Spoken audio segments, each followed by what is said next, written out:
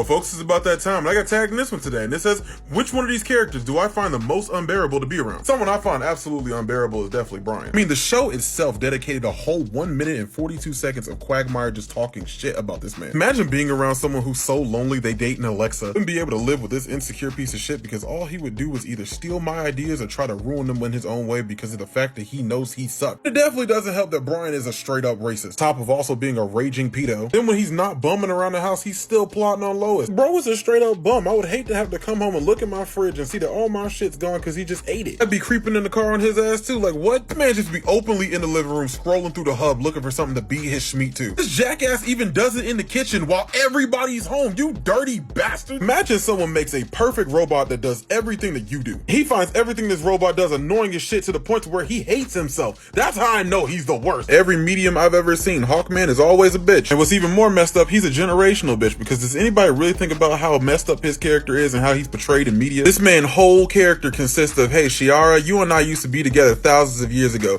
Then we got murdered. Now that I'm back, I need you to get back together with me, and then we're gonna die again. This man always shows up when Shiara is at a low place in her life or she's going through something. And he uses his memories about her and their time together to manipulate her into following him. Then she'll hit him with the obvious, like, you don't even know me. How could you possibly love me? And then he'll hit her with the play-by-play of everything that she likes because he's already lived through this shit. Then be like, oh yeah, that's all right. I'm gonna wait for you. You gonna come around soon. Is this not grooming? God forbid she's in a happy relationship because he damn sure gonna mess it up and then he gonna swoop in and take her. And I question her every time because why would you leave your happy life to get training from this asshole? This man is willing to push her off of a building to prove a point. That's love? Boy, I will ride the Rigby ain't shit train until the wheels fall off. Rigby treated his little brother Don like shit for years, all because he's a jealous little prick. One time Rigby had Don stay in the basement the entire time out of his birthday party because everyone thought Don was cooler than him. Another thing is that Don will break his neck on any given circumstance to help Rigby out. Episode he premiered in, he literally saved everyone's job because Rigby messed up the taxes even worse trying to spite him. Second time he helped Rigby out was when he was in grave debt because he couldn't win a bank shot tournament. Then when it's time for Don to become a 5th degree master and the whole family is there, Rigby's like, oh yeah, is that tonight? I don't know, I forgot about that. What's even worse is that Eileen remembered before he did, and then he only goes because they're forcing him to go. Eileen was already going. On top of that, what type of best friend disrespects y'all room like this? Imagine coming home from work to this, and to this, and to this, and your best friend did it. Trash Boat was a perfect name for Rigby. He should have kept it. As God is my witness, I challenge you to find a bigger meat writer than this man right here. I swear, if you want the truest definition of a simp, watch any episode with this man around Ted with Sauna songs. Don is even willing to pimp out his own daughter to this man's son just to get closer to him. He did this knowing she got a whole boyfriend who lives next door. What's crazy is Ted don't even like Con. He just comes over to flex. I remember one episode he called this man a banana because he was acting too white because he didn't feel like he was Laotian enough. Bro really called him white just because he liked hot dogs, watching TV, and owns a pool. So what does he do? Bro goes full native just because this man said he's not Asian enough. Meanwhile, Ted is more modernized than he is with servants. Bro is willing to give up his life and go to war just to impress this man. Quite honestly, if Ted asked for head, Con would probably give it to him just to get into 9 Rivers. He'd probably be like, Con, that gawk was super nice. Well, folks, it's about that time for a headache, and you guys wanted to know my thoughts on the TV show Velma. Every sense of the word, this show is trash to me. The show is what happens when you give Mindy's ideas life and then give them the characteristics of Daria and then treat her like Meg Griffin. This show tries so hard to be self-aware and then beats you over the head with it. All of its cliche, stereotypical, unoriginal shit, and none of it's funny. On God, if this didn't have a Scooby-Doo IP behind it, nobody would watch this shit. And never like just dogging a show, but the writing is premium shit. Hey guys, did you know that Norville is a guy who doesn't like drugs and he's a super simp? No?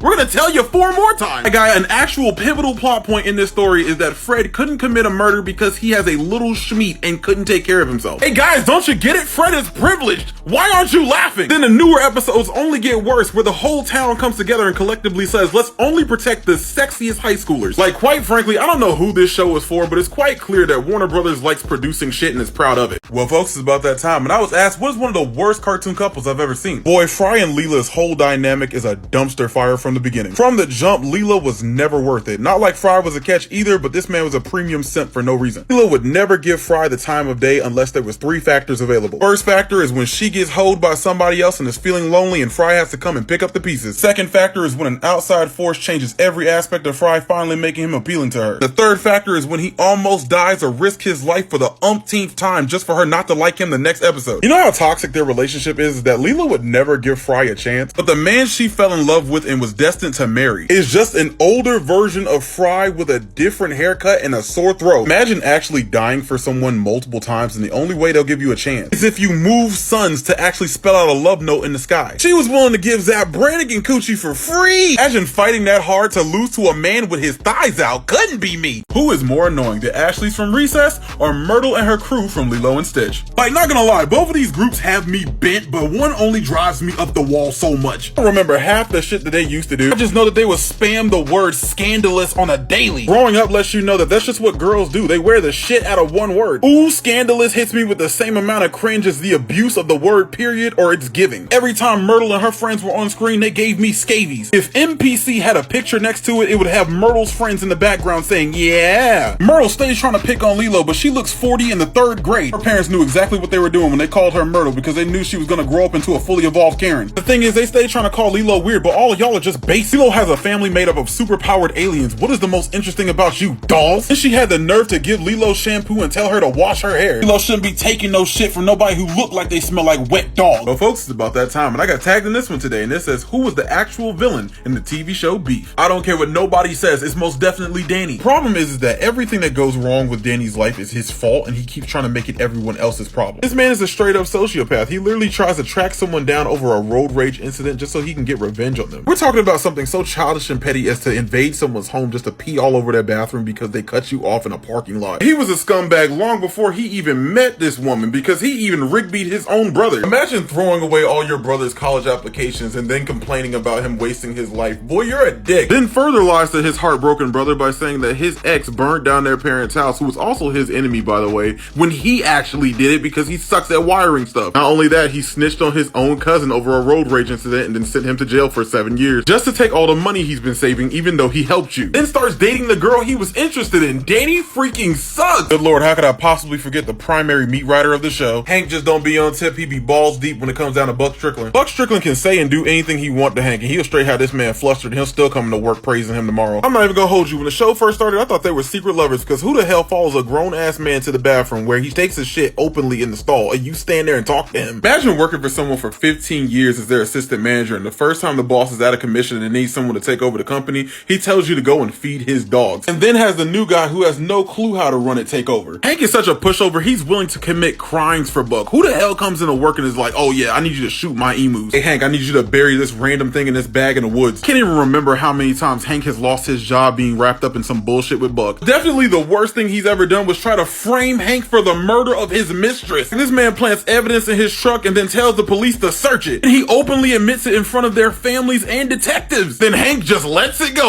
Well folks, it's about that time, and I got tagged in this one today, so let's talk about it. If her character wasn't already disliked as it is, her actions in Civil War II was a breaking point for a lot of people. He spent a whole issue hunting down Miles over a vision of him killing Captain America that didn't even happen. Over a prediction that's not even 100% accurate. It's just a possible future. She still doesn't care, even though if it doesn't make sense, if there's a slight chance that he could possibly turn against everyone, he has to be in prison. This is literally a super cop oppressing a teenager who has done nothing wrong, just wants to go home, and he's the best friend of her own protege. On top of that, it doesn't help that the MCU goes out of their way to make you not like her. It's like they hype her up to be this end-all be-all character, then they treat her like a joke with the same punchline. Captain Marvel is annoying. Captain Marvel is a buzz killer. Captain Marvel is supposed to have all this power, yet easily gets bodied like anybody else. You be having the people who be riding for her be lying for her too. Punch Thanos in the face. I don't think any other Avenger could do that. You guys hear that? No other Avenger has smacked Thanos. Guys, you hear that? No other Avenger has ever hit Thanos. And Captain Marvel being annoying isn't even exclusive to our universe. We all laughed at this part. I feel like everybody at one point has had a friend like Dale Gribble. Whether they be an actual friend or a mutual friend of the group, they're always there. This person is a straight up weirdo, but they're your weirdo, you know? When someone says get your mans, this is the one they're talking about because he's always saying some wild shit. Bro is one of those people who just likes to hear themselves talk. It don't have to make sense. He that type of person that will mess up your whole demeanor just because of some shit that he done said. And he's one of those people, since he's so rarely right, it's when he is right, it's so scary because it's like, damn, this should be obvious to me if it is to you. It's really not a wild statement to say that Dale isn't a good friend. Imagine someone who's like my best friend of 15 years throws trash on my yard, then leaves it there for days because he doesn't respect you. Or the time this asshole dug a whole tunnel under Hank's house. Or breaking into Hank's house and destroying Bobby's dummy just because he's scared of it. Then gloats about how they could never put it back together. Dale needs his ass beat. That's why John Redcorn's been painting his wife's walls with the colors of the wind. He's been too stupid to notice. It'll take 14 years to cure a migraine and your son is brown. You're dumb. Well folks, it's about that time, and my man Snake the Jake wants me to compare Princess Bubblegum to Odin from God of War Ragnarok. I'll tell you right now, it's not hard. Odin is a centuries-old royal dictator. PB is the exact same thing. Odin is a manipulator who uses a young boy's mixed emotions and teen angst against him so he can do tasks and go on adventures to help further his endeavors in science. Princess Bubblegum does the exact same shit. Odin casually committed genocide of a race because they didn't align with his current interests. He chalked it up to I was young and dumb and I did what I had to do for my people. Princess Bubblegum has done the exact same thing to the Rattleballs. Anyone who disagrees with Odin is either put in jail or put to death. Princess Bubblegum has openly falsely accused someone and then still sent them to jail. Odin chose to have a family, but he demeans them and demonizes them because they're not as smart as him, and then he chooses to use them like tools. And if they dare to go against him, he either pacifies them or gets rid of them. Princess Bubblegum has done the same, which led to this betrayal in the first place. Odin oppresses territories and kingdoms for Asgard. Princess has done the same, but you get the point. When you think of the most pathetic cartoon character you can think of, who comes to mind? Because you might say Jerry Smith, and you might be right, but Bill Dauterive is next level sad. Imagine being so lonely you're willing to dance with a used mop at 4 o'clock in the afternoon and can't even leave the house for 5 minutes without this man trying to rizz up his wife. Like one episode, this man had a mental breakdown and he was so lonely that he turned into his ex-wife. It's like as you're watching the show, it's almost like God himself likes to bully Bill. It's almost like it's fated for this man just to get shit on at every turn. Bro, after getting attacked by a bird, it flew back for miles just to come back and maul his ass. It's not like Bill doesn't have the opportunities to come up in life. He's the definition of just wasted potential. Bill has actually been ripped as hell at one point. Then he injures himself showing off. Now take into account, Bill could have become a millionaire at any time by selling his family's homemade barbecue sauce. Most of his family is dead. He not gonna sell it because his cousin wants them to die alone rather than sell out. I would have sold that shit in his face while counting the money. Bill is stupid. A few videos ago, I said Stan Smith was a worse father and husband than Peter Griffin, and I stand by that. Now, Peter has definitely done some messed up stuff to his family, but I can argue that Stan has done the same, if not worse, to his family. So we're gonna just pretend that Stan didn't try to bang his own son in a robot's body. He released a demon for the sole purpose to beat and torture Steve because he was acting out. Forced his family to stay in a Category 4 hurricane in a death trap house and then let in a shark. Then he let in a bear to fight the shark. Then he harpooned his wife. Hell, this is an episode with Peter in it with 2 guns and he still shoots his own wife. He shanked Steve just because he missed him. He got Steve's legs broken over crystals. He drugged Haley all to perform surgery on her because he thought it was a good idea. Tries his damnedest to kill Haley and Steve. He has had Francine's memory wiped and adjusted for 20 years. Had his family freeze to death on Christmas because the tree wasn't good enough. He's held his family at gunpoint to erase their memories about how he really feels about them. Boy, y'all are punking me right now because ain't no way too many of y'all agreed with this right now. Don't make me start staying slender. Boy, there is 18 seasons of American Dad and 17 are available on Hulu. Then some of y'all are saying stuff like this. Boy, season 16, episode 8, Stan tries a new cutting edge parenting approach,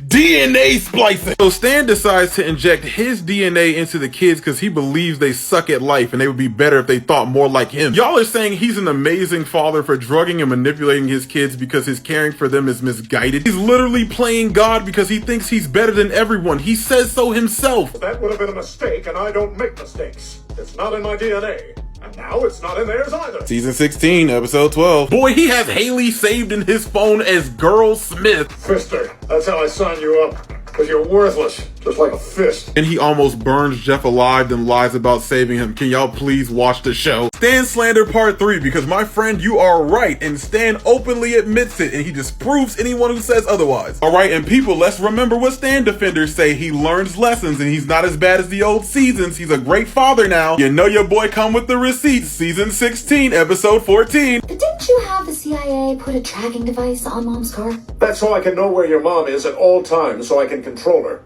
Well, I don't want to use it for other twisted reasons. But isn't this wanting to know where she is so you can control her? No, it's not. Oh, wait, yeah, it is. Amazing husband, amazing father. Recent years, Francine once had a sex dream about Jeff. Stan go out of his way to make sure she never sleeps again. He discovers Roger had the power to take him into her dream so he can manipulate her further there so she doesn't have negative thoughts about him. Isn't Francine's favorite TV show Morning Mimosa? You mean the show Stan took over to influence every thought Francine has? But hey, don't forget he cares about his family.